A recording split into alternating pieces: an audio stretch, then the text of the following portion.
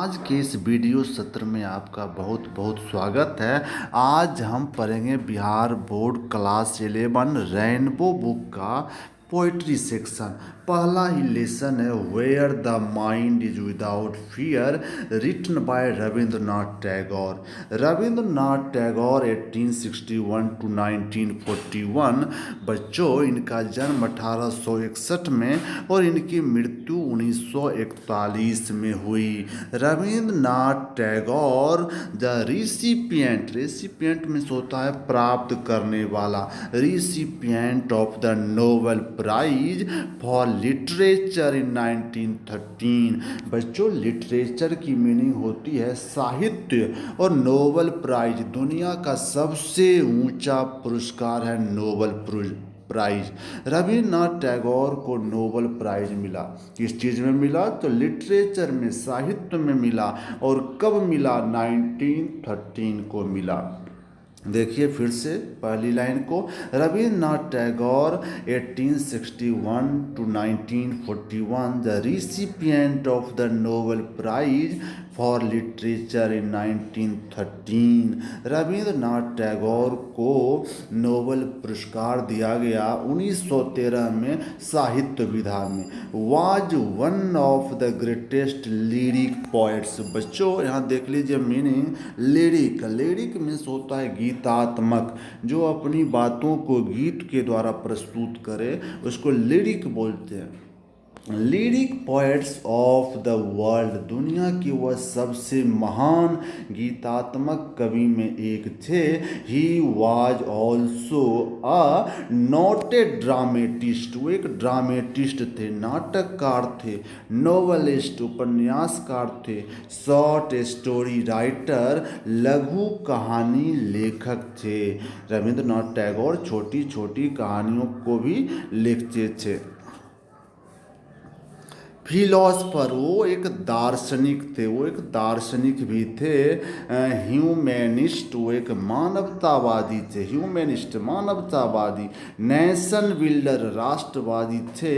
And founder, founder means होता है बच्चों संस्थापक, of an international university at Shanti Niketan. Shanti Niketan में एक अंतर्राष्ट्रीय विश्वविद्यालय स्थापित करने वालों में से थे। ही रोट मीन्स, ये आपको ध्यान देना है बच्चों, राइट मीन्स लिखना, उसी का भी टू है, क्रिया का दूसरा रूप है। ही रोट प्रीमरीली इन बांग्ला, वो शुरू में बांग्ला में लिखते थे। वट रेंडर्ड मीन्स होता है प्रस्तुत करना। A large number of his own works into English, लेकिन बाद के दिनों में उन्होंने अनेक काम इंग्लिश में किए। एंड इन द प्रोसेस, और इस प्रक्रिया में road them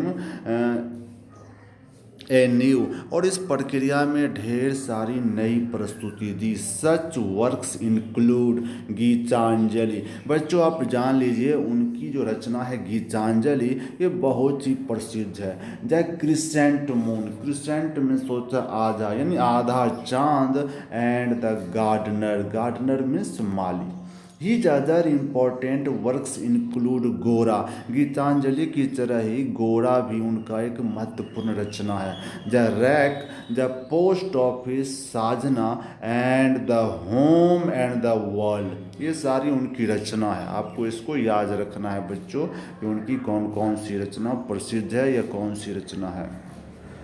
where the mind is without fear. अब आप इस कविता के बारे में आ जाइए जो आपको आगे पढ़ना है। Where the mind is without fear a lyric, यह क्या है?